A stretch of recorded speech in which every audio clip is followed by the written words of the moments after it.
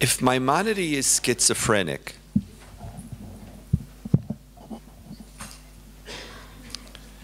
then in one sense tradition is safe. Maimonides says radical, innovative things in his Moreh Nevuchim. But if it only stays within Moreh Nevuchim, then the fundamental lesson is, think as wild as you want, ask whatever question you want, but at the end of the day, halacha is halacha.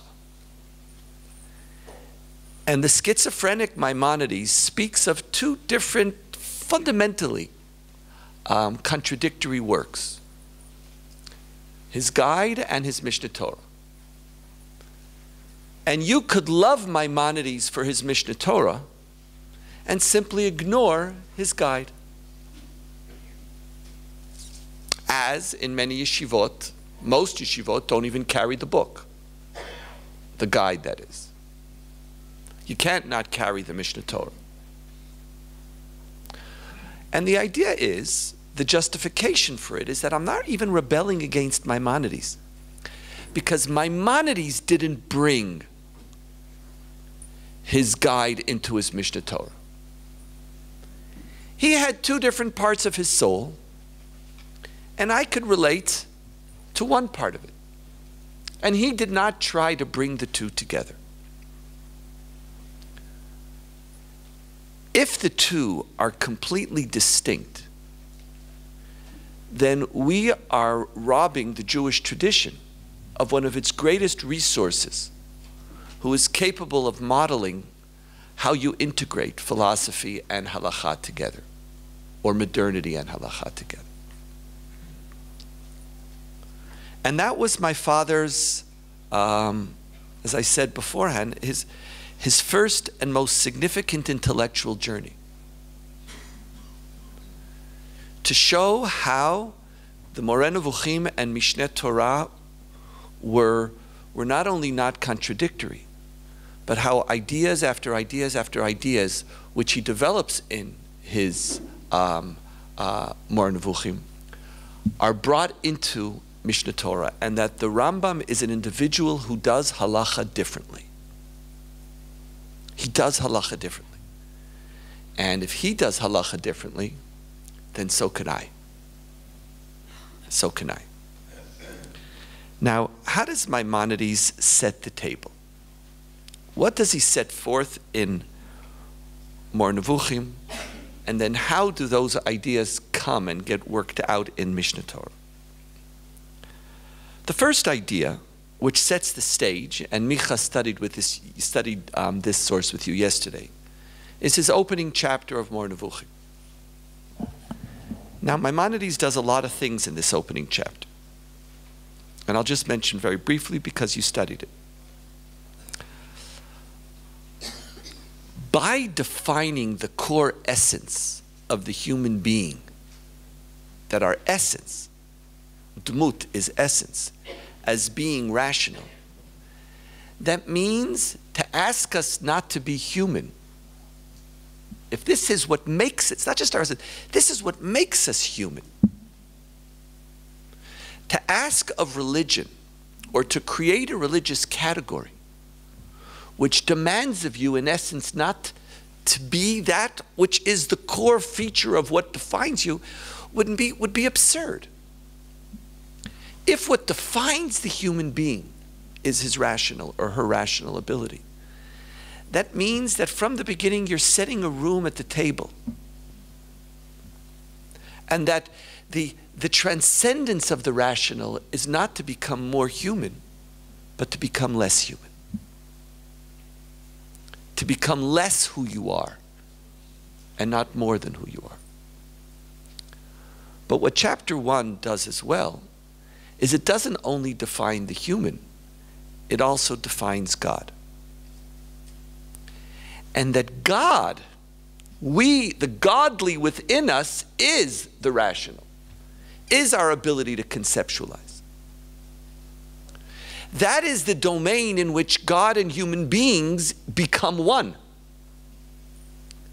Which would make it even more bizarre if you would create a religious ideology in which God and human beings connect on a level which is completely out of sync with the core of God, but we'll come back to that in a second, and the core of the human. This is where we are one. So therefore, the core communication has to be on this dimension.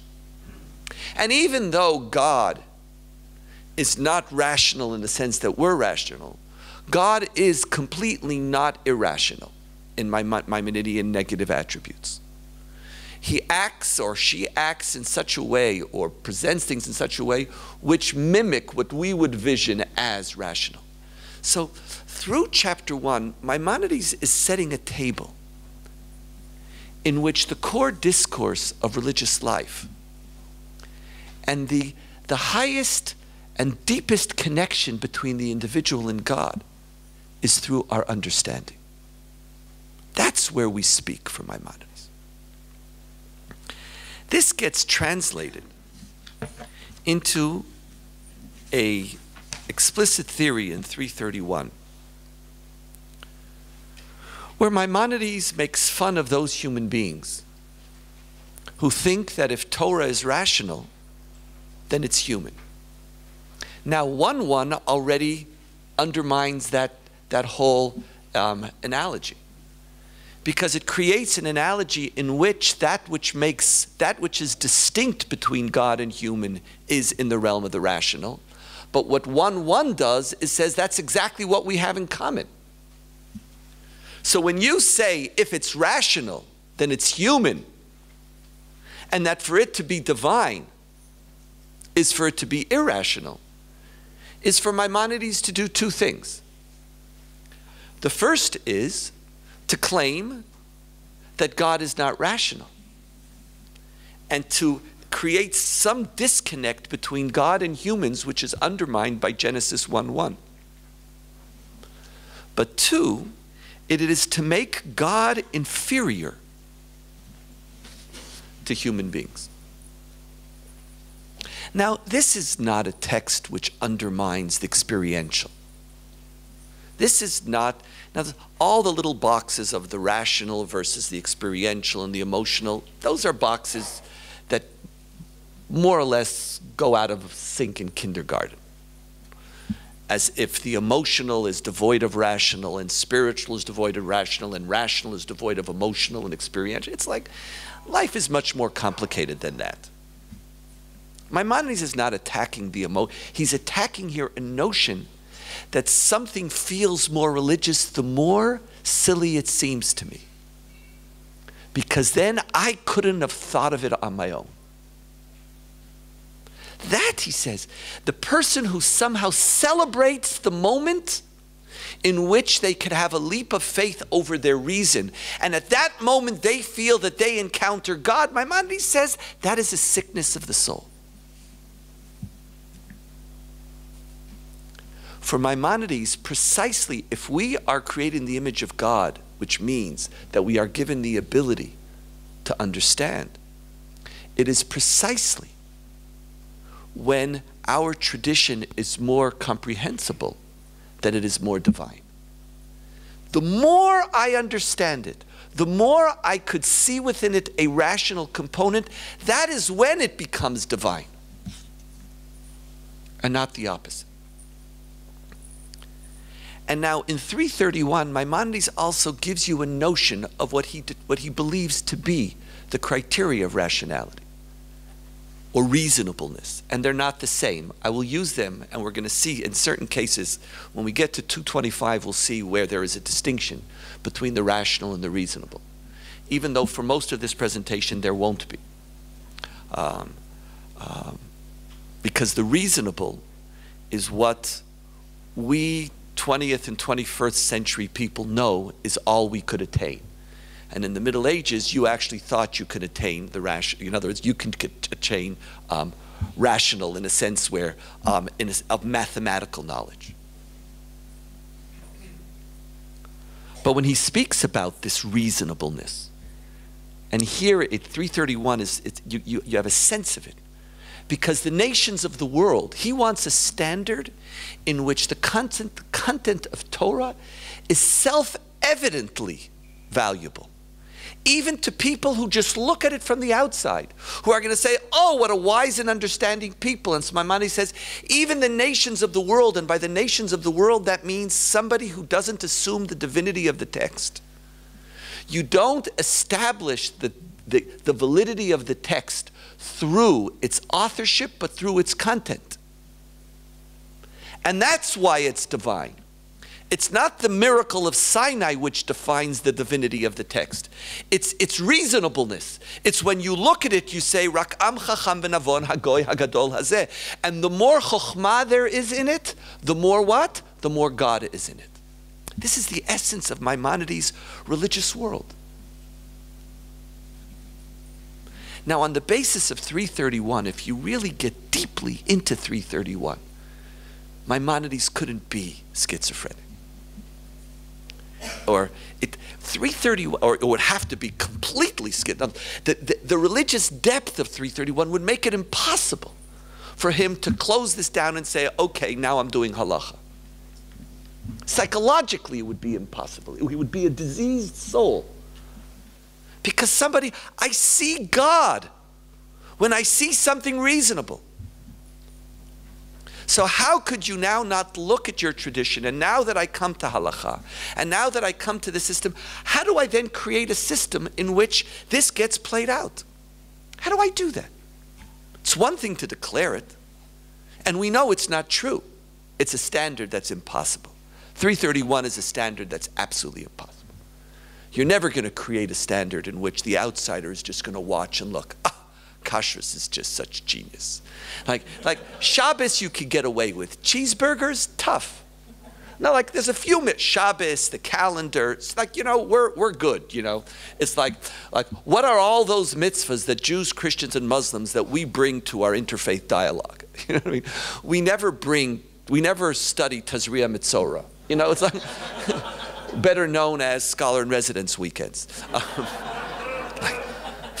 Okay, I did Lashon Hara 1 year. I did Lashon Hara 2 years. Like by the third year, please, someone come visit. You know what I mean? Let's talk about Israel. It's like, but you don't do, I got to tell you about what we think about the blotches on the wall. Do you also have blotches on the wall? Let's Jews, Christians, and Muslims get together about our blotches.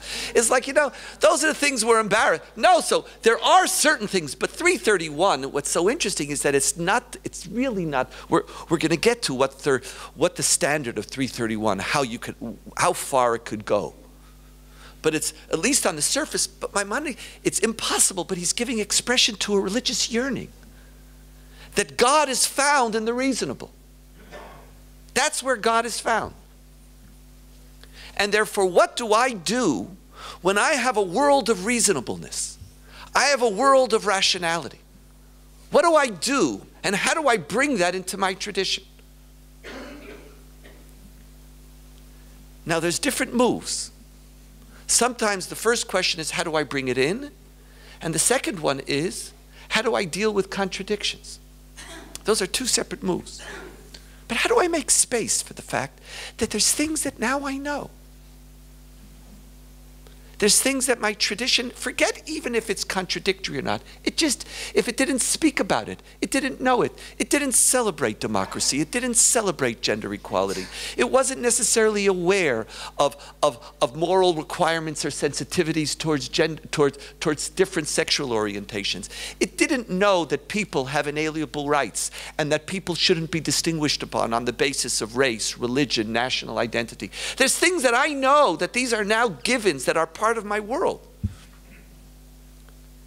And part of all of our instinct is that if they're not in Judaism, my problem is not simply, is there a contradiction between Deuteronomy 19, is it, or 18 on the chapter on the king and democracy?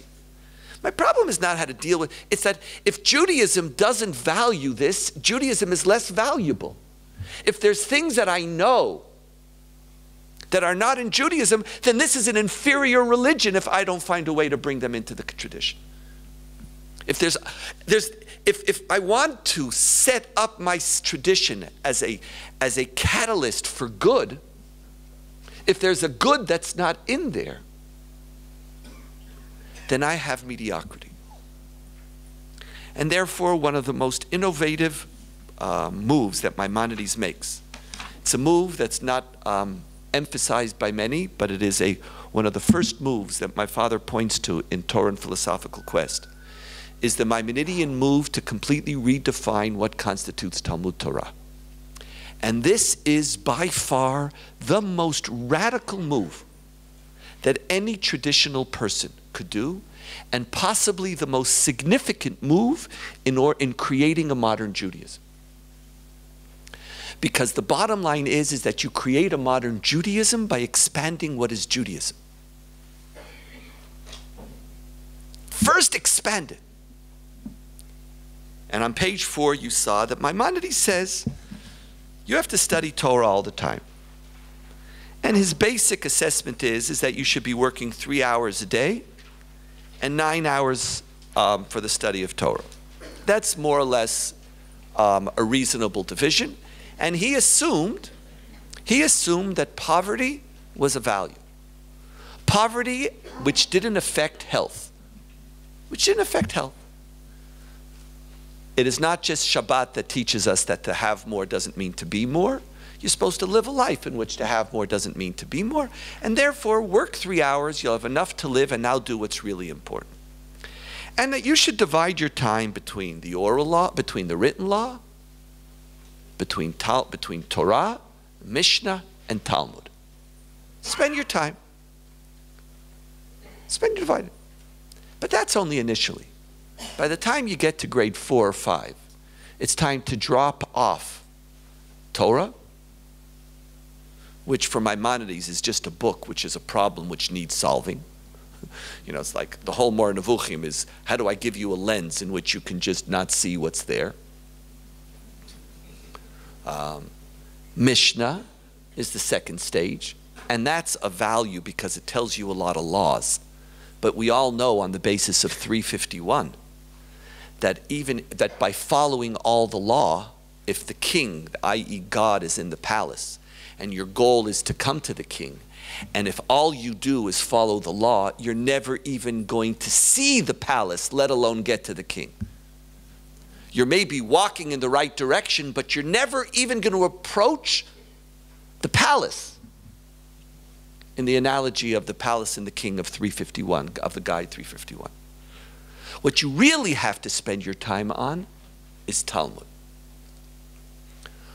But then Maimonides, in a very subtle way, tells you what is Talmud. Talmud is not just Daf Yomi. If you spend your time on Daf Yomi, are you going to get to the palace? What Maimonides does is he changes the notion of what is Daf Yomi. And Daf Yomi is not studying Talmud Bavli. It's studying Pardes. As you saw in this little line where he says, Va'inyanim hanikreim bar Pardes in Halacha Yudbet bichlal hagmarahem. That's part of Gemara. It's like he just throws it out. Okay, what's Pardes? He doesn't tell you here. He tells you where? In Hilchot Yesodei Torah 4:13, where he tells you, V'inyanei arba prakim elu shebechamesh mitzvot elu. All these last 4 chapters, my introduction to the Mishnah Torah, which deals with the issues of knowledge of God and God's existence, and love of God and fear of God, i.e. core principles of physics and metaphysics, he says, Eluhem shachamim harishonim korim otam Pardes. So basically what Maimonides does, he takes the mitzvah which is supposed to define your religious life, Hagita bo yomam v'layla, the 9 hours a day, and he says at the first stage of your life, study Daf Yomi. But by the time you reach 8 or 9, I need you to go outside of what you call Daf Yomi to a different daf. And I need you to start studying what I know you should know. And what I know you should know is physics, biology, and metaphysics. Because it's only through the study of biology, physics, and metaphysics that you become a person who is complete and who actually could stand in the presence of God. Those are the core features. Now what Maimonides does is he says this is Torah. This is Torah. Now the technical issue is, he says, it's Pardes, and that's part of Talmud Torah. The impetus, though, for it is 331. This statement of the integration of philosophy, physics, metaphysics into Torah creates a completely different religious universe, in which in my soul, there is no Torah and Mada. For me, Torah and science, I don't even think in those dichotomous terms. I worship God through the reasonable, through the rational. Torah is the way I hear the word of God, and God could speak to me in multiple forms. All knowledge becomes part of what I know, part of the way I live my religious life. And so what Maimonides does in Hilchot Talmud Torah is removes completely the necessity for any type of schizophrenic existence. If something is that which you know to be valuable and to be true, it's not, like when should you study? In the Gemara, there's this Gemara which says, when should you study Chochma Yavanit? It says, V'agita bovo yomam v'layla, find a time which is neither night or day, and then you'll study Torah. That's when you should study Chochma Yavanit. Maimonides looks at it and says, you're stupid. It says that's a sickness of your soul. Is Chochma Yavanit valuable? Is it important to the creation of to fulfilling the essence of who we are as cognizant, rational beings? Then that's Torah. That's where I meet my God. And he formalizes and says, that's Torah. That's probably Maimonides' most revolutionary halachic transformation. All the other transformations pale in comparison to this. Because you take that mitzvah, which is keneged kulam, that mitzvah which claims you day in and day out, and you insert within it a complete and total modern consciousness.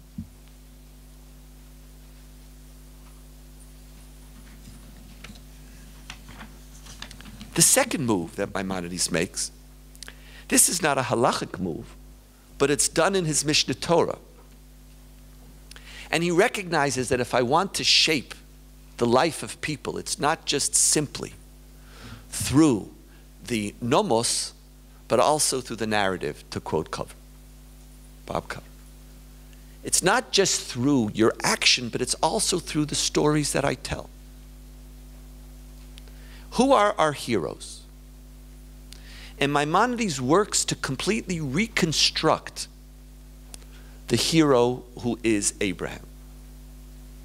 Now, the essential feature of Abraham's heroic life in the book of Genesis is as the person who will do whatever God tells Abraham to do.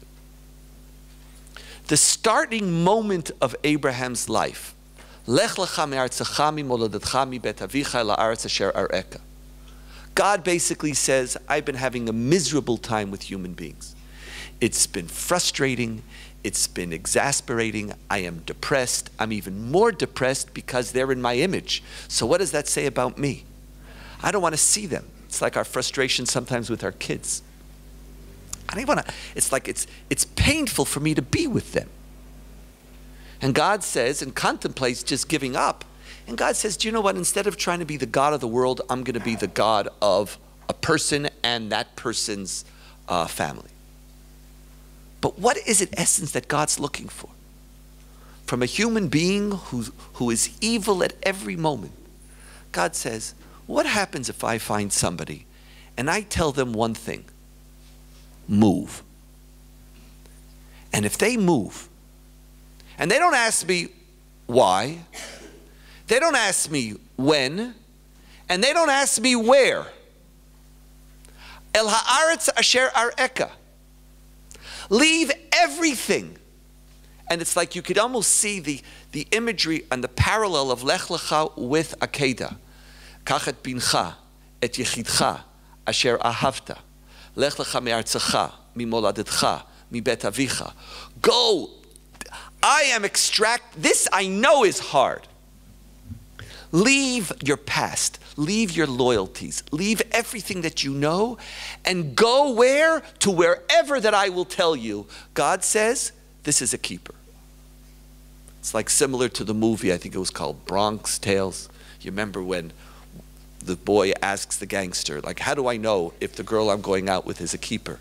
And he says, if you go and open up the car door for her, and she sits in the passenger seat, and then she reaches over and opens your side, that's a keeper. You remember that line? I love that line. That's a great line. I've been trying to teach my wife to open. It's just, after 30 years, you know, what can we do? But God, Abraham says, this is a keeper. He's going. He is going. I'm there. Wow, that's unbelievable. And then I'm going to tell him, psh, I'm going to make of you the greatest nation.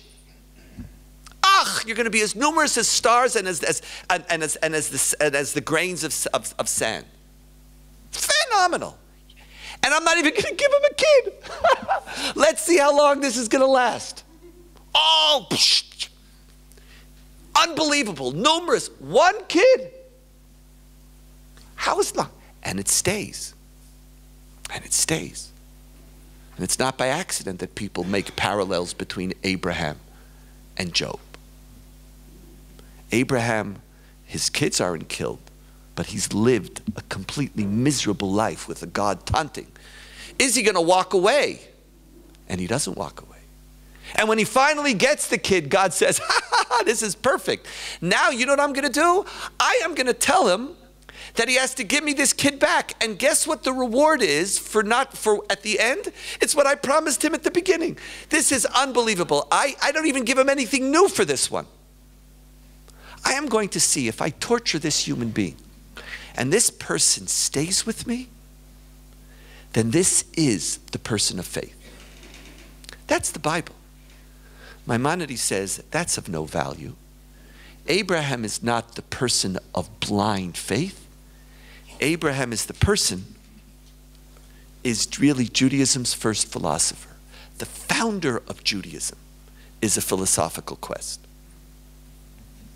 The opening moment of Judaism is the search for knowledge and the attempt to achieve it. Once the mighty one Abraham was weaned while still a child, he began to reflect and ponder day and night. That's what he does. He was perplexed. How is it possible for the heavenly sphere to operate constantly without there being one to direct it? Who rotates it? Is it possible? Et cetera, et cetera, et cetera. And the beginning of the Jewish journey, not only, this is why Talmud Torah has to include these issues, because the Jewish journey from its beginning wasn't a journey in which you break with Moladetcha and Bet Avicha. It's not in which you break with your past. It's not in which you break with Ani Avram Ivri, I'm different, I'm distinct, just for the sake of distinctness. It is a journey to attempt to acquire knowledge. That is the core feature of what it means to be a Jew. And ultimately, for Maimonides, Neset Umah, what comes from this? Neset Umah, do any of you remember what's here? Sheyodat et Hashem. It doesn't only define Abraham, it becomes the defining feature of the Jewish people. Not a people who naset umah, who says naaseh v'nishma. Because naaseh v'nishma is the parallel to Abraham's life. Abraham was a naaseh v'nishma, with the exception of Genesis 18. He was a naaseh v'nishma. Here it is, naset umah sheyodat et Hashem. This then, as he continues, so we have the halacha of Talmud Torah, the core new narrative of what it means to be a Jew, all in the Mishnah Torah. Hilchot Shuvah. Not only our past does Maimonides want to rewrite, he wants to create a new narrative about the future. The future which is the world to come. And again, in one of the most radical statements that Maimonides makes, one that people, and so sometimes, like he just says it so you don't even notice it sometimes. Ha'olam haba on page 9, en bo guf v'gviyah, ela nefashot hatzadikim bilvad v'lo guf k'malachei hasharet. Ho'il ve'en bo gviyot, en bo achila v'lo shtiyah. Lo yeshiva v'amida, sheina u'mita, etzev, schok, etc. And what does it mean? V'zomu shetzadikim yoshvim va'atrotehem b'roshehem. Tzadikim yoshvim is derech chida. Tzadikim mitzuyim sham. That means that tzadikim are there. B'lo amal u'b'lo yigiyah. Since we don't have a body, you don't sit, but sitting is to relax. There is no effort. Atrotehem b'roshehem. And what does it mean with the crowns on their head?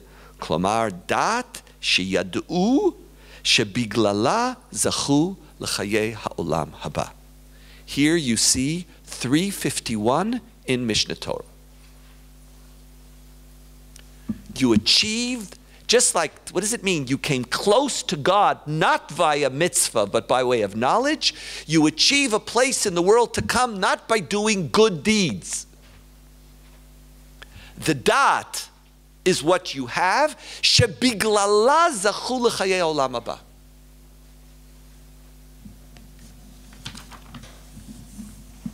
And the last example, and you have to realize how, to understand how radical this is also to understand how significant the world to come is for medieval Jewry.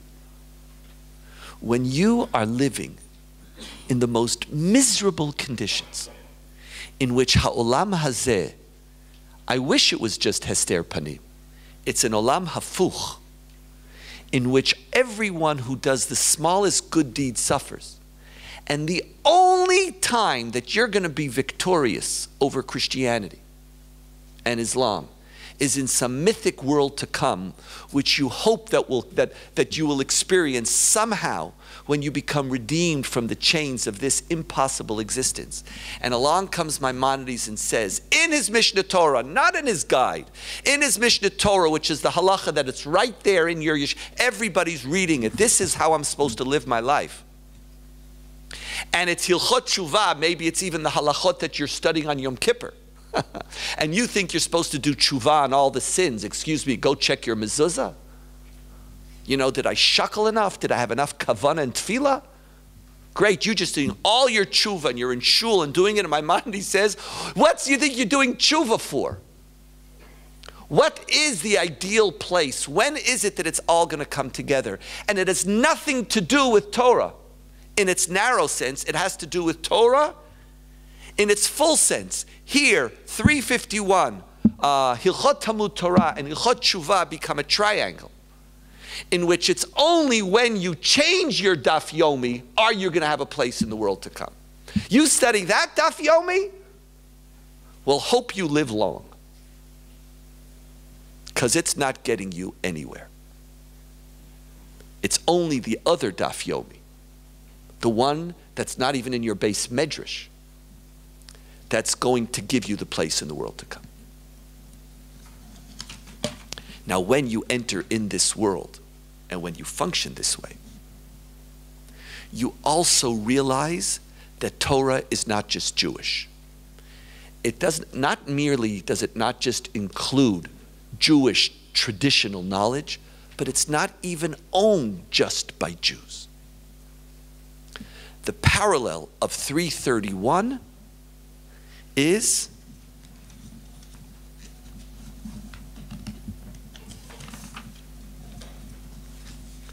Shemitah v'Yovel 13.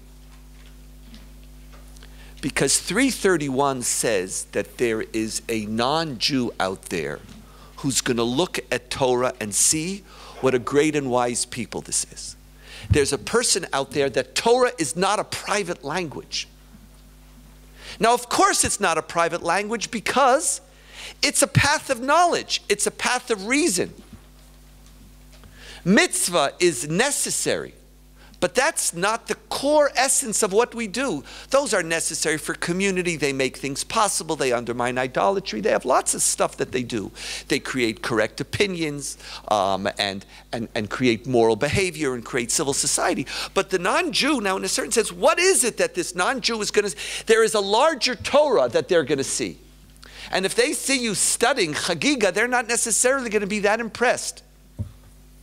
Where is it? It's because Torah is something bigger that the Rambam could come up with the also unbelievably radical statement, not in his guide, but in his Mishnah Torah, V'lo shevet Levi bilvad, ela kol ish v'ish, mikol ba'ei olam, asher nadva rucho oto vehevino mida'o, or madda'o, lihibadel la'amod lifnei Adonai l'sharto u'lovdo, l'de'at Adonai v'halach yashar k'mo sh'asa Elohim ufarak שעשהו כמו שעשהו האלוהים ופרק מעל צווארו עול החשבונות הרבים אשר ביקשו בני אדם הרי זה נתקדש קודש קודשים ויהיה אדוני חלקו ונחלתו לעולם ולמי עולמים ויזכה לו בעולם הזה בדבר המספיק לו כמו שזכה לכהנים לווים etc. etc. etc. What is this Kol Bei Olam doing? He's studying Talmud Torah the way the Rambam in Hilchot Talmud Torah tells you to study it. That's what he's doing. And this type of Torah is not just it's not like, Goy she'asak b'Torah or Goy she'lamad Torah chayav mitah. Quite to the contrary. It's all of ours. So the first stage of creating a Judaism which is integrated into modern consciousness, and whether that modern consciousness was 13th century Spain or 12th century Spain, or whether it's 21st century United States, Canada, Israel, or South America, I think, and Australia. I think I got everybody here. And the Europeans, and in Europe. Okay, good, thank you. And Europe. Whatever that country, it's bring it on, is what Maimonides says. A modern Judaism is a Judaism that understands that modernity is Torah. That's the first step. And when modernity is Torah, then the whole conversation shifts, because it's now an inner conversation. You don't have any authority conversation where you say, oops, how could I listen to this and not this? They're all part of Torah. And in an inner conversation, you might try to find symmetry, you might try to find sense, you work things out, but it's all in there from the beginning. This is stage one. So Maimonides has created a new Torah. And that takes us very, very far. The second stage, however, is what do I do with the fact that the old Torah is sometimes stupid? It's embarrassing. I want to study Torah. I'm a Jew. It's one thing to feel that God is part of it, that there's a universal, religious, rational world, which is part of Torah, but I still have my Torah. What do I do? How do I encounter and assimilate when there are such deep contradictions, and in even deeper sense, how do I even respect? How do I make sure that certain parts of my tradition don't stain everything? There are great parts in the tradition, but there are horrific parts. There are parts which I, as a philosopher, could get really excited about. I might even be able to get behind a lot of the mitzvot, as the Rambam says in 351, because a lot of the mitzvot serve to train me to separate and to create a consciousness, a divine-centered consciousness. And a person who has a divine-centered consciousness, who's trained in that, when you add to that philosophy, physics, and metaphysics, then you soar. Zip, you're there. So Torah creates this consciousness. I'm there. But what about the stupid stuff? And he had his stupid stuff, and we have our stupid stuff. What do you do? Maimonides then creates a core argument which could basically be summarized with one line. A perfect God cannot give a perfect Torah to an imperfect people. That concept is one of the core moves that Maimonides makes in order to enable a modern Judaism. Because the fact that every revelation has to be given at a particular time to a particular people means that both the time and the people have as much an influence over it as the author of the text.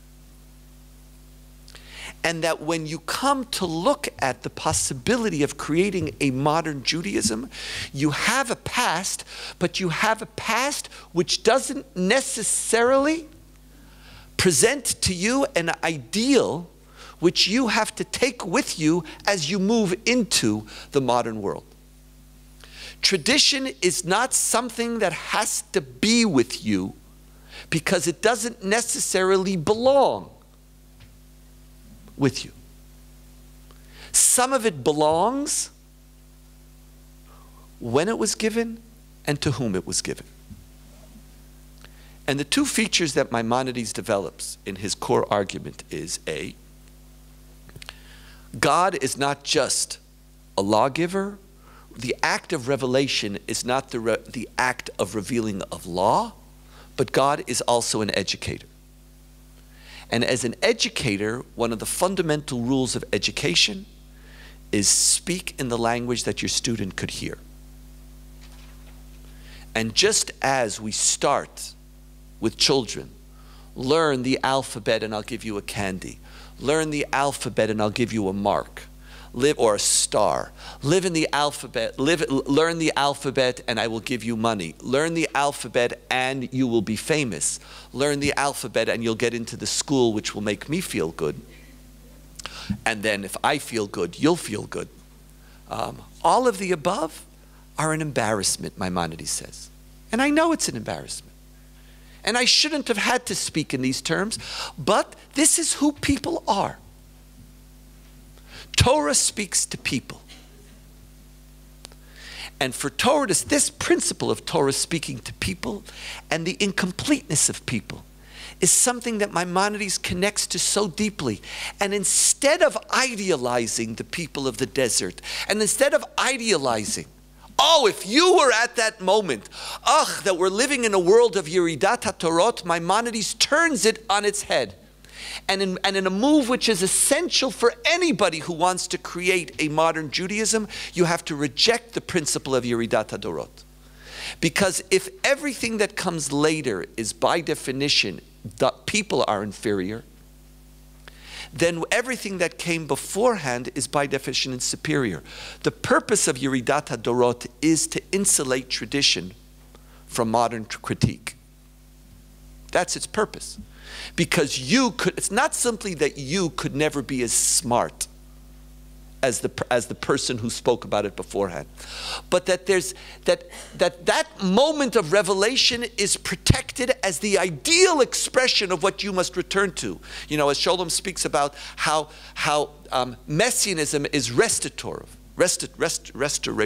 where you basically restorative. You want to go back to an ideal moment in time. And through Yeridat HaDorot, Maimonides says narishkeit. All the rewards and punishment in the Bible are basically the way you talk to whom? A kindergarten student, a baby. That whole language, it's embarrassing. Honor your parents, you'll live a long life. This is why you should honor I have to talk to you this way. I need brachot and klalot. It's just an embarrassment. That's not what you should be doing. You should be studying the truth because it is what? The truth. That's what but in Maimonides openly says, I'm meaning babies. Because people are babies. And in order to do that, you know, and he speaks about the three different people who look at the words, and it wasn't just Torah, it was also a lot of Talmud. All the Agadatas and so much stuff. Shvach. It's like Shvach. It says there's three types of people. There's three groups. The first group looks at Talmud and says, here's the truth. In other words, they decide what is intelligible by what's written in the text. And they say, this is the meaning of the text, and from here I learn what the truth is. It's great. There's another group who reads Talmud the exact same way, but they understand that truth is independent of Talmud, and as a result, they shut the book. And there's a third group who understand that the rabbis are serious people. And therefore, when they contradict reason, it's because they're either speaking to a particular people or there's another reason for doing so. And the notion of looking at Torah, huge blocks of Torah, as a mashal, as an analogy. Not looking at where there's an explicit analogy, like, when the Navi gives a mashal, but just looking at that which looks like it's a normal, straightforward statement, and saying, don't look at it as straightforward. These are all tools which Maimonides uses in order to break or to create space for a modern reading of tradition. This is what he does in 332, where over half, and you have to understand the volume, 332, it sounds like small. When Maimonides says that sacrifices, it wasn't that people were, he says, Torah is not just grounded, God is not just an educator, but God is also limited to a particular reality. The historical context is not an anti-divine move. It's not like I am not moving God out of Scripture by recognizing its historical context. I'm recognizing that God has to speak to people. And people who come out of Egypt, if they want to speak to God, if I'm a farmer and I want to know that I'm going to get rain, there's only one thing I got to do. If I want rain, I got to give God a goat. If I don't give God a goat, I don't get rain. And it has to be a good goat, pure and unblemished. Other than that, maybe, I think I want to live with, oh yes, God answered me, he said no. You tell that to a farmer. It's one thing to tell it to the kid who asked the bike. You wanted a bike, yes, God answered you, God said no. I need rain. It's a little more immediate than your little stupid blue bike. You know what I mean? I want rain, and if I want rain, I got to give you a goat. And it's only if I give you a goat do I have a feeling that God's going to actually give me rain. Oh no. Say Barech Aleinu. Say Mashiv Haruach U'Barit Agashem. Give me a break. Tell me Mashiv Haruach U'Barit Agashem, that's not going to do it for me. And so as the Rambam says, and he uses this word, God suffers. God suffers the above form of worship. Now what does it mean to say God suffers the above form of worship for something that is more than half of Taryag Mitzvot? Over half of the 613 commandments pertain to the sacrificial system. Over half.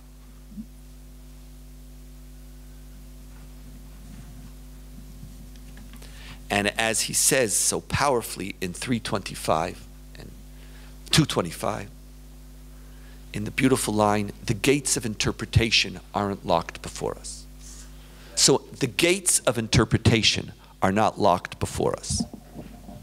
I don't believe that the world was created because the Bible says the world was created. He said, I don't believe that the world was created because the Bible says the world was created. Try to go to the South and use that line.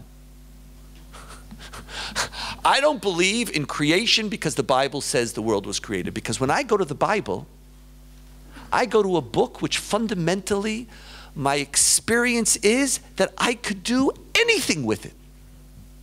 That's how Maimonides, this is what 225 says. When you're talking about tradition, I'm coming to a book, I could do anything with it. Anything I want. Anything. I got rid of the fact that God has a body. I can get rid of the fact that the world was created. The gates of interpretation aren't locked before me. His experience as a religious person is one of complete and total freedom. Because when he looks to that tradition, he either sees a tradition given to the lowest of people. Judaism is thus the entry level. Or it is given to a people at a particular historical time. Or whatever is written is completely malleable in my hands. And so creating a notion of tradition or a relationship with tradition, which you are so free with. There are no limits to my ability to bring modernity into my Jewish life. But what are the principles that I use, and what are the limits?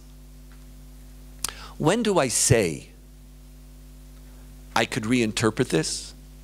When do I say this was for a child? When do I say this was a particular historical context, and where do I not?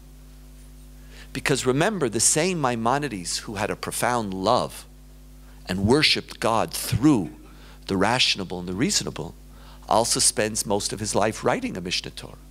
This is a man who loved Torah, who loved mitzvah, who felt that it was a critical part of at least what he had to give to people, if not, and defined his own life in accordance with his adherence to this system. So how do I not use 225 to throw the baby out with the bathwater? Or how do I not say, great, the whole Torah is stupid. Why? Because people in 1246 BCE were stupid. Very simple. They were stupid. This is a system for you. Knock yourselves out. I'm gone.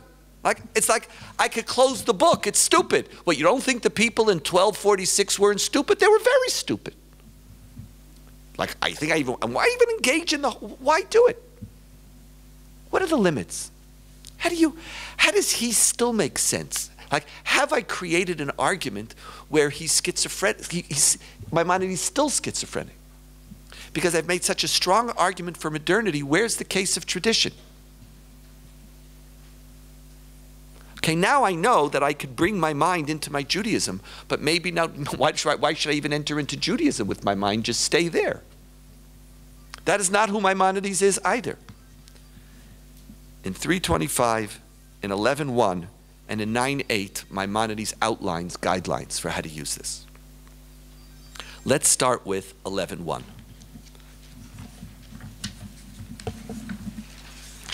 In one of the texts that is quoted most often to legitimize Maimonides' schizophrenia and to disprove my father's core theory that Mishnah Torah and Moreh Nevuchim are one, and that Torah and a philosophical quest could exist within the same person, is Hilchot Melachim 11.1. This is the counter-argument. And the beauty of any counter-argument is that it's not long, it's really short. All it is, it's 2 words. And what are the 2 words in 11.1? Anybody want to tell me? Makrivim korbanot. That's it. You say it, Makrivim korbanot, my father's dead in the water. You're dead. You just told me about how you're shaping the future of Olam Haba on the basis of your new notion of Torah. So why wouldn't Rambam do that for Yemot HaMashiach? If korbanot only makes sense to an idolatrous people in the midst of an experience of 13th century BCE, why bring it to the future? Don't even say anything. Just don't say it. And then everybody could write books as to why you didn't say anything. Say, and the Torah will return. Great. Just don't. The Rambam didn't say. It's not like, at the end of the day, it's a theoretical argument anyway. It's because whatever will happen will happen. If Jesus comes back, I'll believe in Jesus. Whoever happens to be the Messiah, if the Korban, it's whatever happens in this mythological time, it's all a theoretical conversation. So it's not like there's something compelling him right now, or he has to pay dues to somebody. What's he doing this for? Makrivim korbanot? What are you, nuts? My father's answer to this question, and I disagreed with his answer, and we spoke about it often for years. His answer was, and he knew this was the counter text, that unless he could explain this, it's and even, the truth is it's not true. Because I can't explain this, but I can explain all the rest. But this is just it shouts out at you. Is Rambam willing to change, not just to add, but in many ways to remove.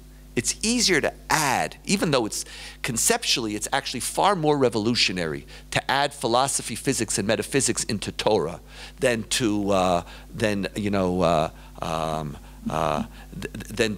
to eat a cheeseburger. It's far more revolutionary for a Jewish life. But conceptually, here you're actually changing. You're removing a part of Torah from the system. My father's argument is that the Rambam kept it in because he believed that the impulse to idolatry would never be removed. That was his answer. And that the same reason for korbanot, which exists in the 13th century BCE, will exist in the future. And therefore, in doing so, the same child, what's basically happening is that 332 shifts from being a historical argument to the educational argument. People are going to need the goat. That was my father's argument. But if you looked in 332, Maimonides actually argues against that when he says that it's as if I would have told the people of that generation to not worship, to not give sacrifices. It's as if we would tell in our generation people to do what? Did you see that? To do what? Don't pray and do what? Contemplate. Maimonides is there hinting, like he always does, what's the real form of prayer? Physics, philosophy. It's not Slach Lanu Avinu. That's not prayer. Bakasha is not the story. It's not there, it's something else. So Maimonides is already recognizing that in his generation, people have made the shift from goats to what? To words. To words. I have another answer for 11.1. And obviously, being my father's son, my primary commitment is to make sense of his Torah. In other words, like, you have to realize, I grew up on these things. Like this was like, it's like, if makrivim korbanot, then it's like I have to leave orthodoxy. You understand? This is like, if makrivim korbanot, I can't be an Orthodox Jew. It's that it literally, I know it's a little sick, but it actually comes down to that. Could you be in the system if is Maimonides, because we're like, Maimonides isn't dead in that sense. It's like without him, you got nothing. Nothing. Maybe you might have some stuff in Chassidut, but we never studied Chassidut, so like we're like left there. Where do you go? So I think that what Maimonides is doing here is actually creating a very, very interesting approach for a modern Orthodox Jew. The principle or the key issue that Maimonides is looking for is that Judaism can't be stupid and God can't be stupid. If to be a Jew means that God is stupid, that's a contradiction in terms. I have to be able to explain. But a sufficient explanation for Maimonides is to place something in a historical context, and he doesn't necessarily believe that because I placed it in a historical context, I don't observe it. My problem is not with keeping korbanot, Maimonides says. You want me? I can give a goat.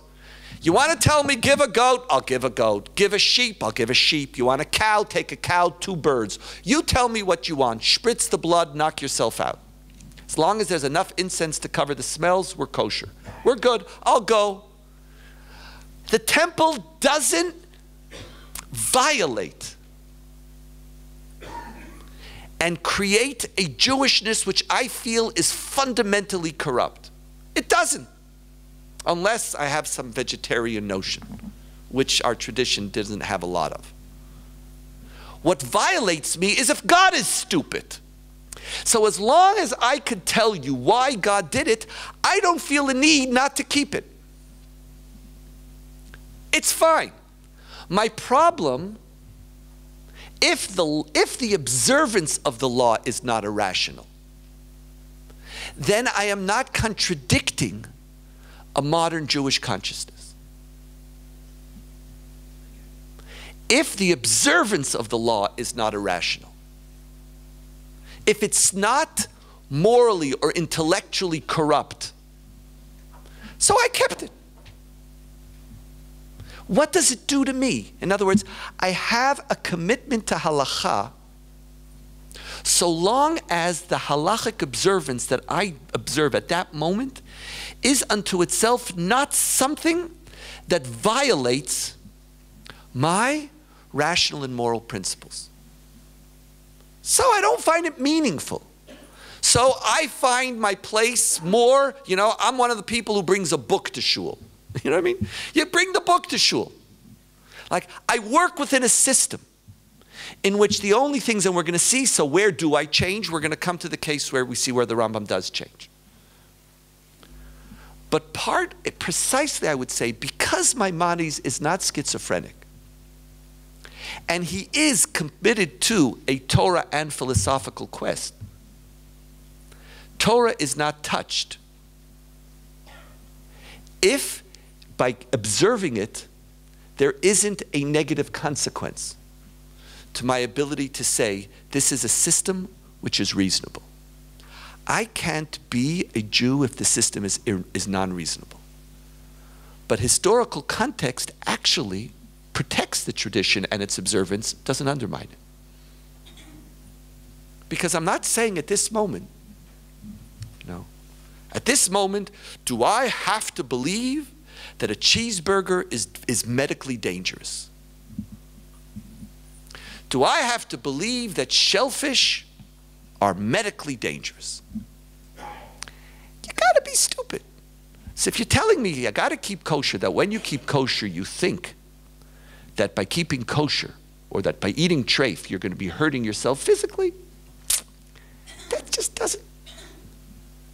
So if that's what I had to do, but if you tell me, even if you said that I kept it because that's what they thought, it doesn't. In other words, meaningless law doesn't create a stupid system. This is what Maimonides is saying. Now, I don't know if he's right, but I think that's, there is something to it. Meaningless law is not a stupid system. It's tradition. And maybe I'm going to keep something because my parents kept it.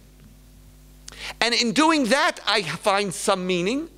And in a connection to a tradition, I find meaning and value, even though it's not necessarily a tool to bring me closer to God. And for Maimonides, all of this was even simpler because no mitzvot brought me closer to God. All of mitzvot are just a peripheral system which ultimately serves to create a consciousness which enables me to do or to get closer to God through physics and metaphysics and philosophy. But he goes even further in 225.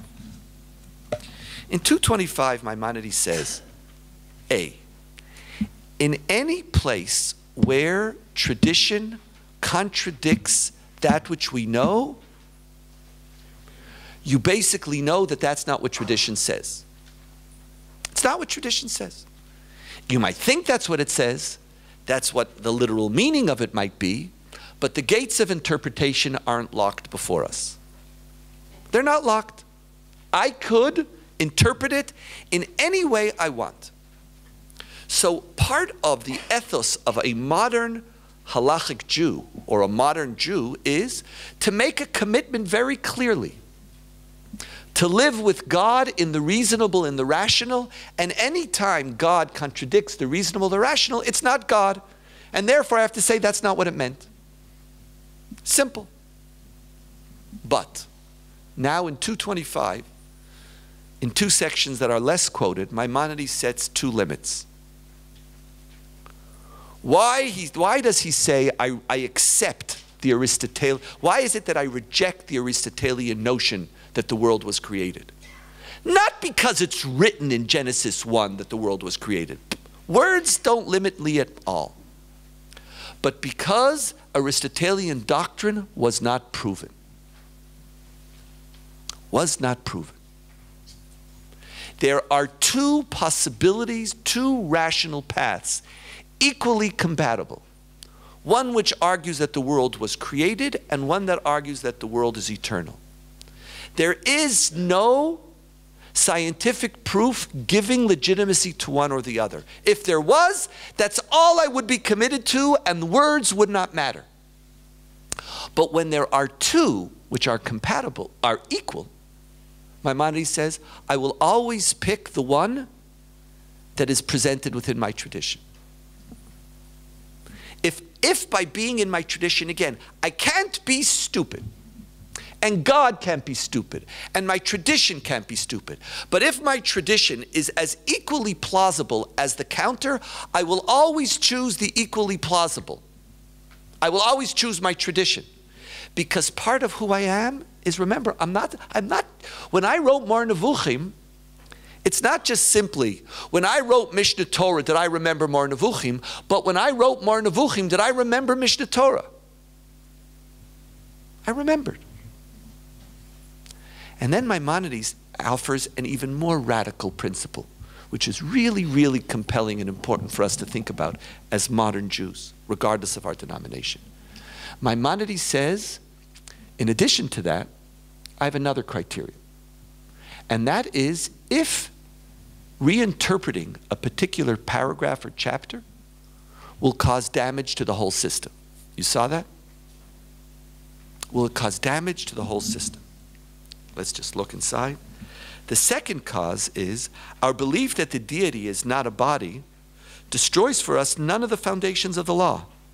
The only objection to it is constituted by the fact that the ignorant think that the belief is contrary to the text.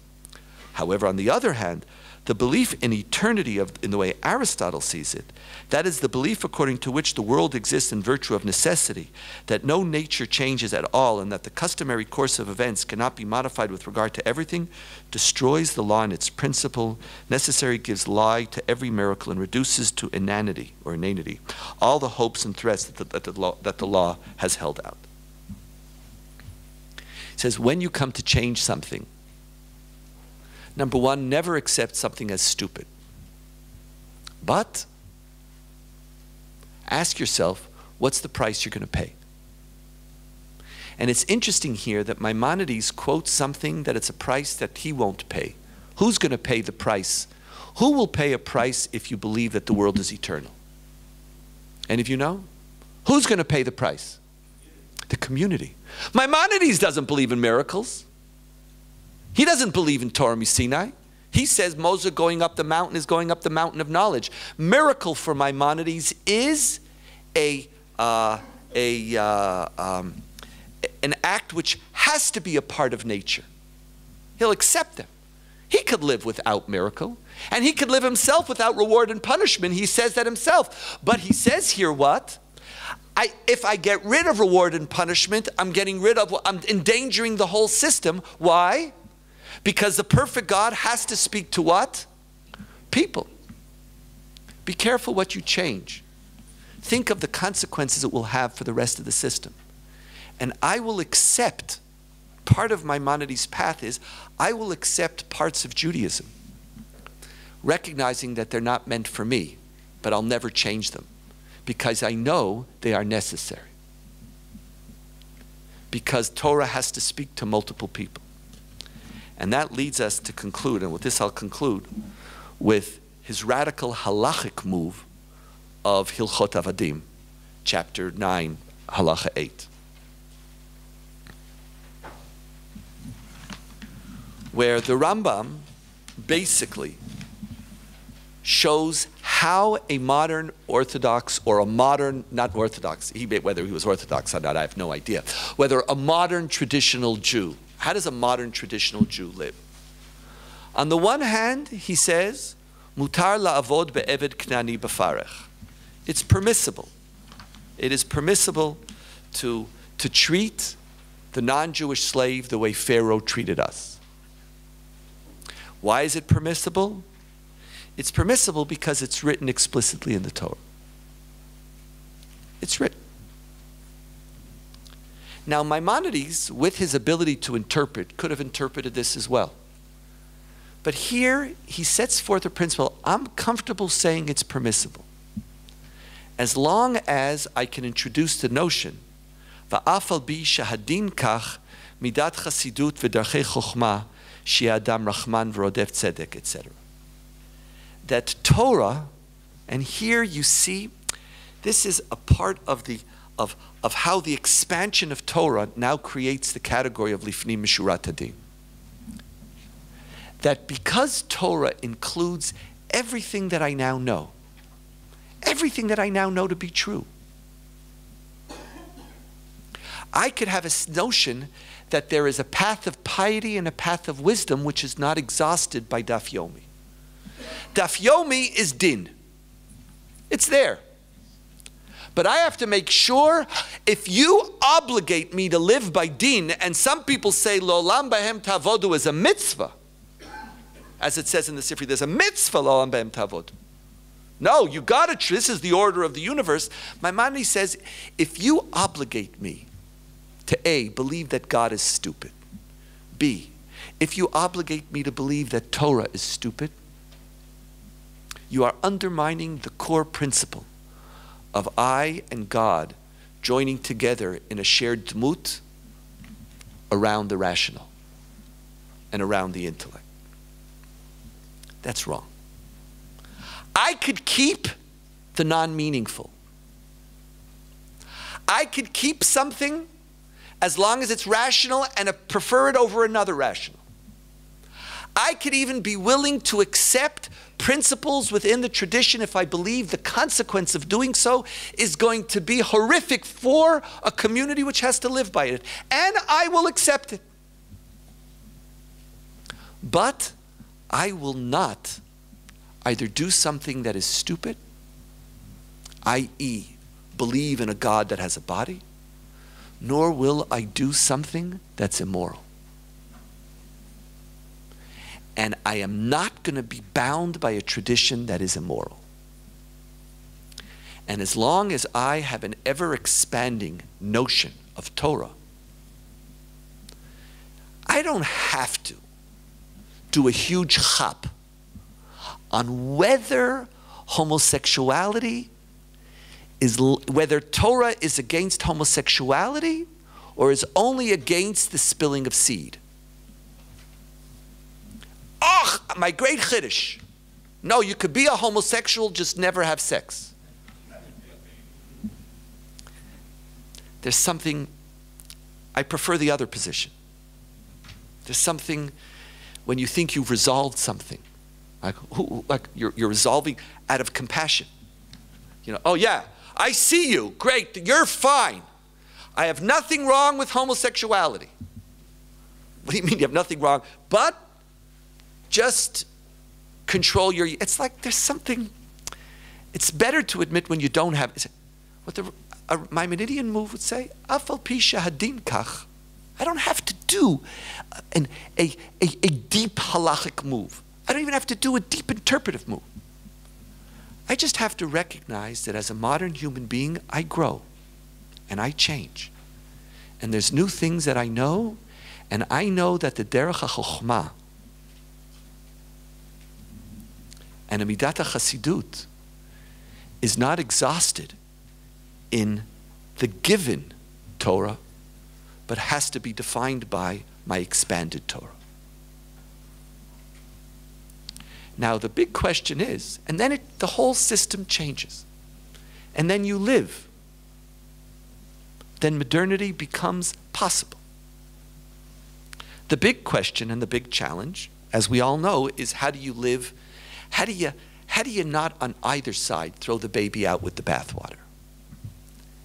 And we know our community is a community which is regularly throwing the baby out with the bathwater.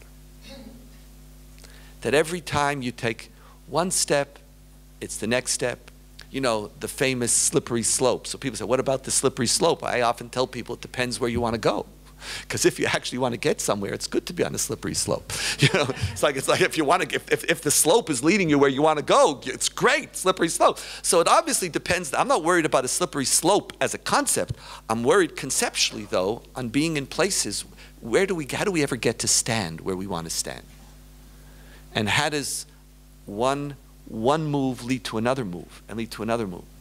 The Maimonidean principle, these two principles. See, I resonate very deeply with Hilchot Avadim. I love the air of Hilchot Avadim. My father loved the air of Hilchot Avadim. He loved even more the air of Hilchot Talmud Torah, where it wasn't as if he was ever leaving Torah and never leaving Torah. If it's knowledge, that's Torah. And it's like all this, it's like I don't have to, it's clean. Hilchot Avadim and Hilchot Talmud Torah are clean. They just open up the system. But at the same time, I've been thinking a lot lately about Hilchot Melachim and 225.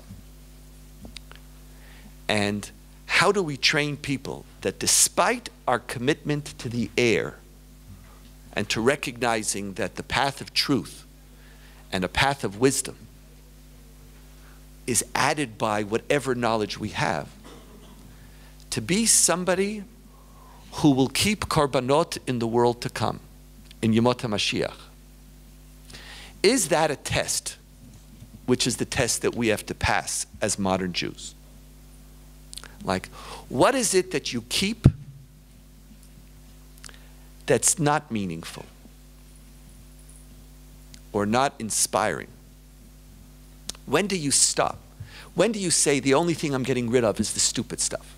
The stuff that violates my moral principles, the stuff that violates that which I know. When is it that you say, I got to keep this, it's too important for the rest of the system? That's the path that Maimonides sets before us. And it was a path that enabled my father to be a Jew. As we're bringing the seminar to a close, as we had a chance to study his Torah and to see the different dimensions of how he thought and struggled and attempted to create a meaningful life, this journey is the journey that enabled him to be a Jew. But the struggle that he had in his own personal life was the same struggle that I'm ending today's class with. The Rambam still wrote a Mishnah Torah. He did. He still said, I'm going to keep the korbanot there. He did. Now, our challenge is not that, we all have my Maimonides, your Maimonides. We all have the Maimonides that we use.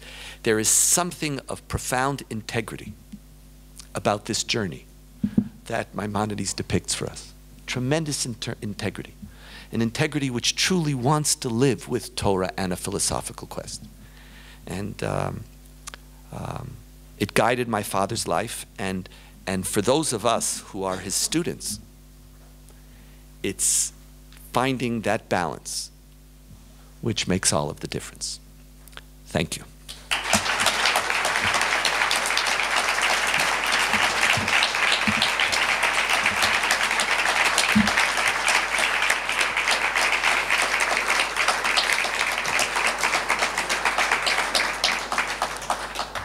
We'll take some questions, okay? We'll start with 4 questions this side, 4 questions that side, and I'll write, yes, please. 1, 2, 3, 4, yes, please.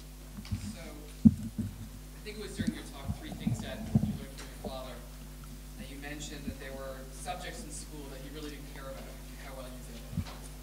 Yet at the same time, you just said now that it's all for Rambam, it's really all Torah. I mean, your father's life actually possible. So I'm seeing a stira there, and I'm hoping that you can expand. Thank you. Got that. So are there things which really aren't Torah? And the second question, if I may, I think you just you let Rambam perhaps or Halakha Judaism off the hook a little too easily as you compared the way we should be treating the heathen slave with homosexuality. One is mutar of Allah taseh, and the other one is asur. And you equated them, I think that it requires a little bit more expansion, because I personally, and perhaps others in the room, would be happier if you could say Rambam for sure, if you were living today, would be okay with homosexuality. But I want you to give that language in the way that he does. Got it. Thank you. Yes, please. So if the Torah is understandable on a rational level, I don't understand how there can be meaningless mitzvot.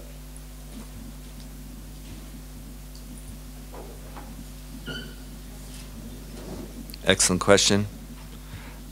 Yes, please.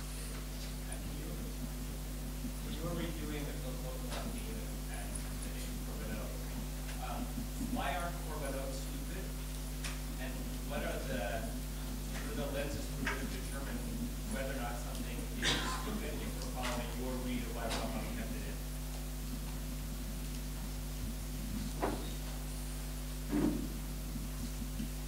Thank you. Yes, please. And then yourself, yourself, and then yourself, please. Yes. Yes. I hope it's not a plus question. In both his teaching and in his way of living, who is closer to Rambam, your father on the Shalom or Mordecai?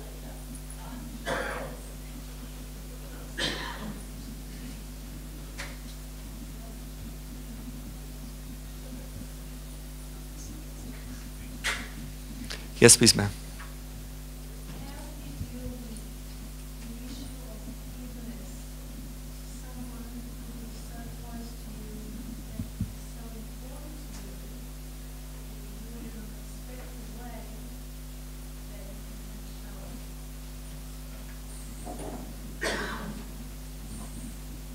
Last, I think there was, I saw you over there, and I'm just going to, yes, please, and then I'm going to go to this side. Yes. In following your reasoning, it seems to me that there's two other possible conclusions that it could lead to. The first one, which another question already alluded to, is that if truth is accessible to everyone, including non-Jews, and if non-Jews can achieve this state of enlightenment with God without the mitzvot, then why do Jews need it? The second track it could take is that you said that halakha can be observed as long as it doesn't contradict our moral principles.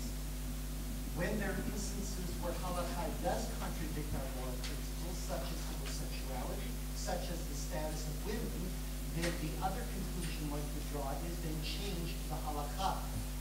In that sense, could Maimonides be a proto-reformed Jew?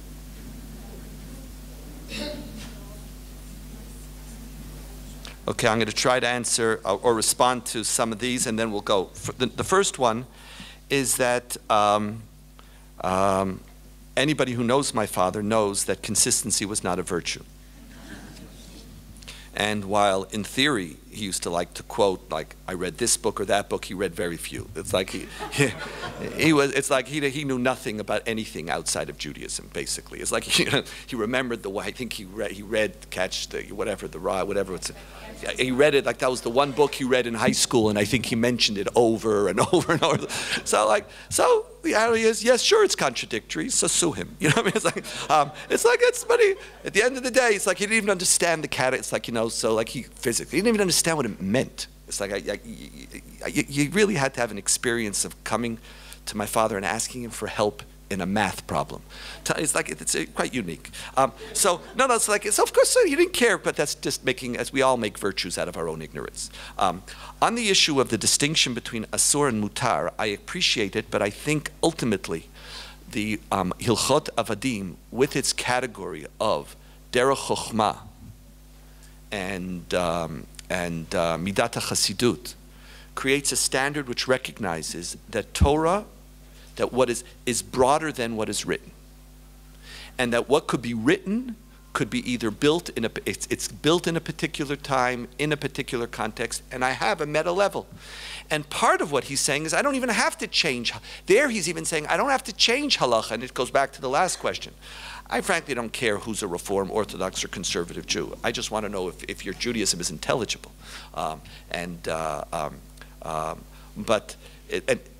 He said, I don't even have to go through a halachic process. I could leave it there as long as I create another stage.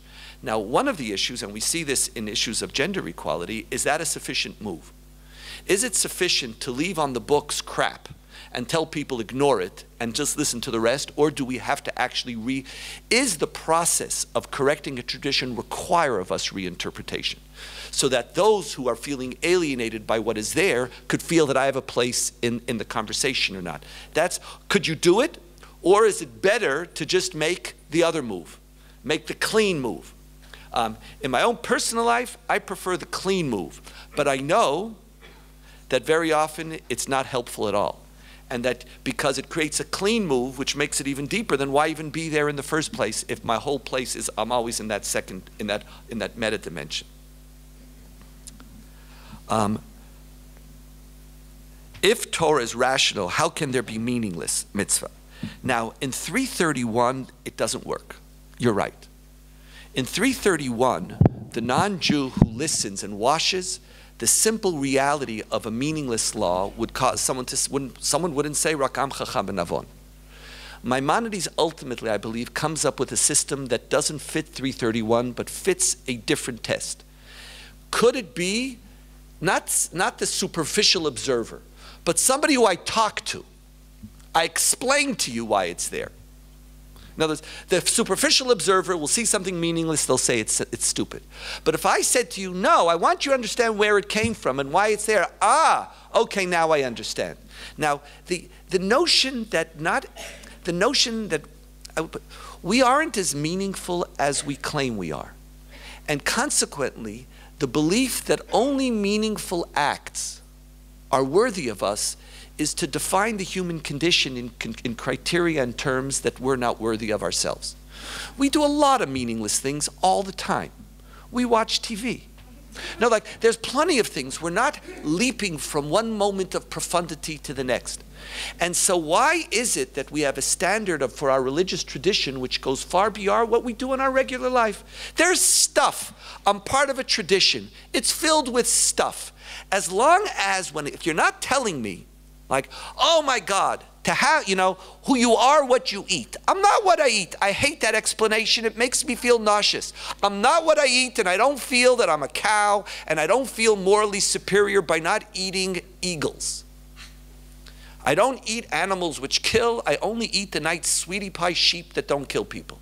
So therefore, I am morally enriching my life by only eating the animals which are good, the moral ones. Just when you talk to me that way, I feel like I can't. It's like I feel if I gotta believe that, then I can't be in here. Like I could keep kosher. Just don't give an explanation sometimes. Like I have no problem. I have no problem doing something that's not giving me a spiritual high. I'm part of a tradition. I feel committed to a tradition. I feel that if I break with the tradition, I'm going to lose a lot of other stuff. I believe there's a tremendous value to being trained to to live within that tradition. So I'm fine. It's like I search for answers, but in the search for answers, it's critical to know when to desist. And one of the ways to desist is through a historical context and not through always giving a contemporary meaning. It had made sense, so keep it. Does it bug you that much? So it's rational in the sense that you're not irrational by claiming that something that's stupid is rational. It's not like because I'm now Jewish, I could accept stupidity. I don't have to. I can accept that it made sense and I'm okay doing it because I care about tradition. And I stop there. I could stop there.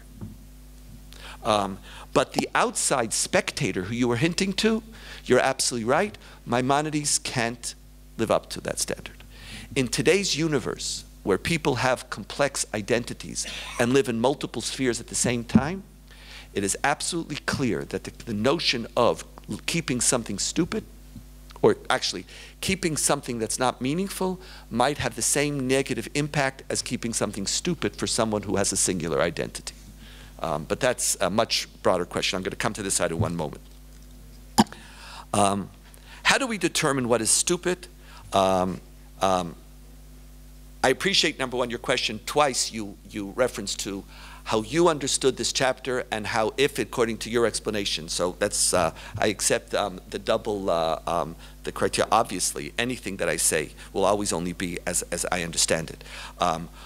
In the interpretation of korbanot, how do you determine something as being stupid? Maimonides says, basically, like, why would you think that you need a goat to communicate with God? Like, where would you get God, goat? This is what Maimonides says in 330. Like, I'm saying, like, God, goat. How? And here, it's, and there is an unbelievable level of subjectivity to the category of stupidity. It's a fundamentally subjective category. Someone could say God, of course, goat. Someone will say God, goat. Now, it's not an argument. Maimonides looks, nowhere does he say, like in 332, he simply says, this is stupid. God suffers this worship. Does he make an argument for it? No. That's his system. Now, I'm not arguing that someone else could say, I want sacrifices. I think it's a great system. I like the Nachmanides interpretation of sacrifices, that the more that you have to sacrifice to understand sacrifice. and that value and the similarity to the human body all give expression of the experience of God. I am lying before you in a helpless state. Please forgive me. Great. Again, I'm not making any, when you say stupid, you're not making any objective category, nor am I making an objective statement about the position on homosexuality. I happen to be giving my own. I'm not saying it's proven, that's what I believe. So therefore, when I come to the tradition, how do I think about it? But we're all gonna, and we'll always need, within a modern Judaism, different denominations, because our categories of stupid, rationality, and which move we make is always gonna be very, very subjective. And that's why we build our own communities and our own religious systems in accordance with our own sensibilities on these questions. How do we deal with the need for Shalom Bayit? Shalom Bayit is an act of rationality. I'm willing to sometimes do something irrational for the sake of somebody else, but in doing so, by making it in the sake of somebody else, it stops being irrational. It becomes an act of rationality. If by my keeping kosher, I stop eating in my parents' house, and I can make decisions to do things and to act in a certain way because I have reasons to do so. It's just the level of reason is at a different place, and in order to be sensitive to people, to cooperate with people, I make compromises all the time. If the truth is accessible also to non-Jews, why do Jews need it? My father's answer always was, they don't. His answer always was, they don't. And his students, and I remember Jim Panett would push him on this and say, Dovi, the biggest failure in your teaching is that you never accepted my need as a teacher of other Jews to be able to answer the question, why be Jewish? And you were never willing, you refused to answer it, and you said there is no reason. If you choose to be Jewish, and then it's meaningful. But that there's going to be a reason from the outside, my father refused. Jim would say to my father, Dovi, you left me, I need an answer. And my father refused to accept that you need an answer, because he ultimately believed that there was no answer. That ultimately to be Jewish is, as he would answer, and he think those. I know my mother, he would say, I know my mother's chulet, or so he would say her tzimis, or whatever. That's my mother's, he would speak, it's my, he says, the wafer is not my food. It's not, but there would be no denigration of its value, nothing. There is no reason, this is mine, and here, in many ways, that was his tradition.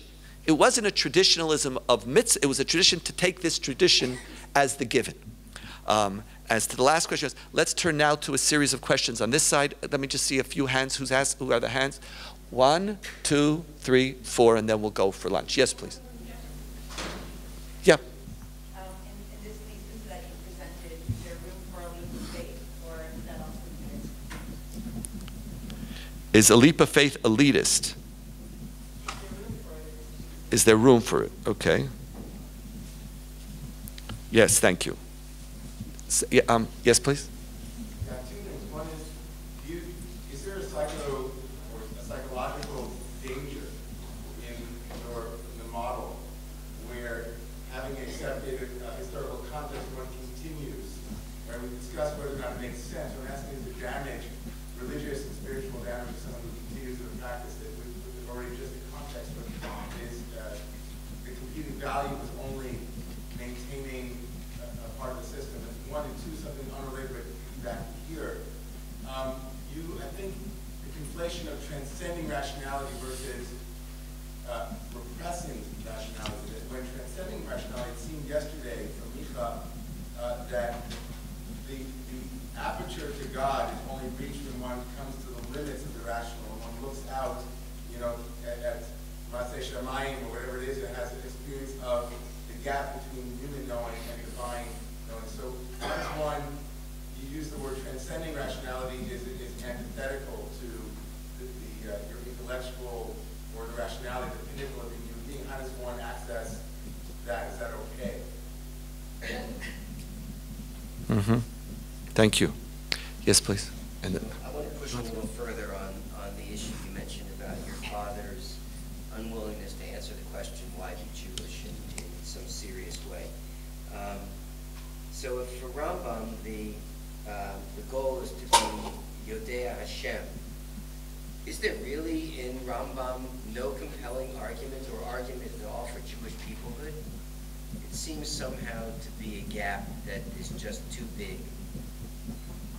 Okay, good.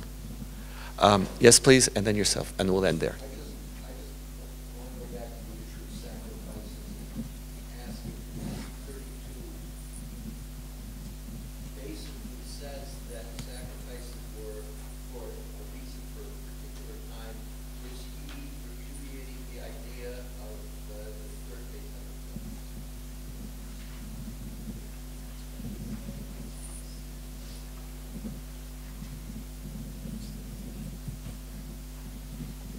Last question. Just wanted to ask if it's possible to see Yom Mashiach as a precursor to Olam Haba. And Olam Haba, there will be nobody, no Kohanos, clearly, when Mashiach is there. Okay, I'll start with that.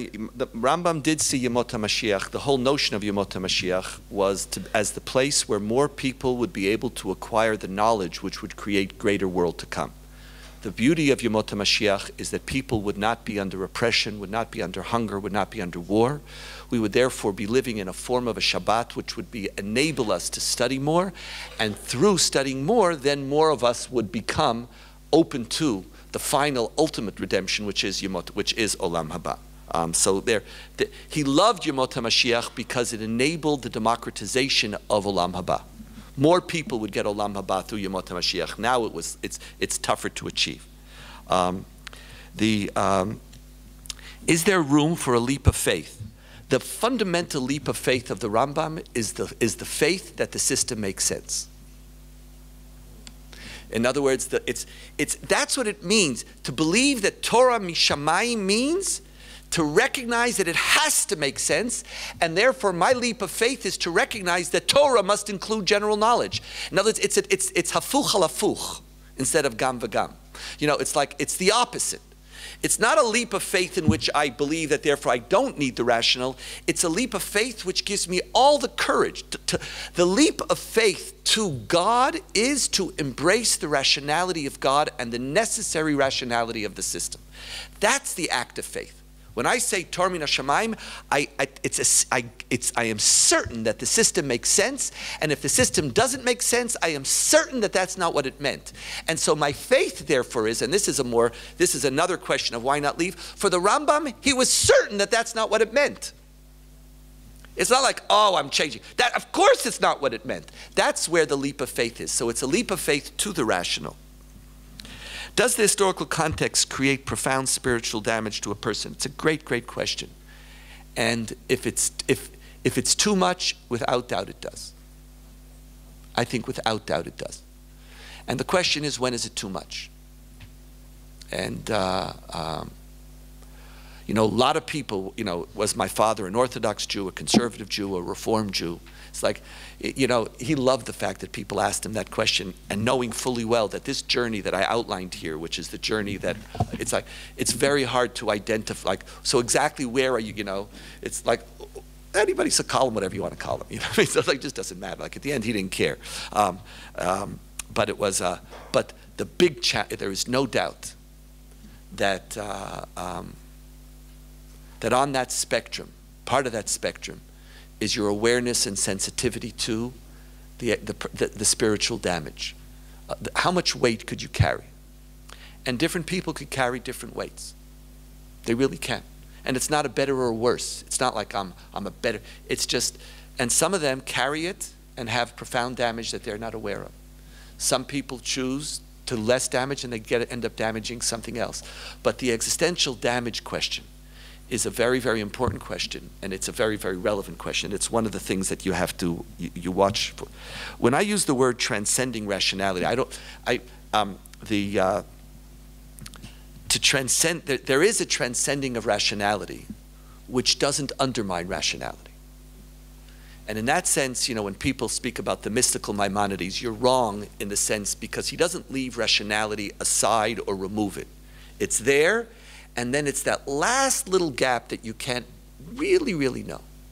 And how can somebody, and this is the question that everybody asks about Maimonides, how could somebody determine the knowledge of God to be the most important commandment and determine that a human being can never know God?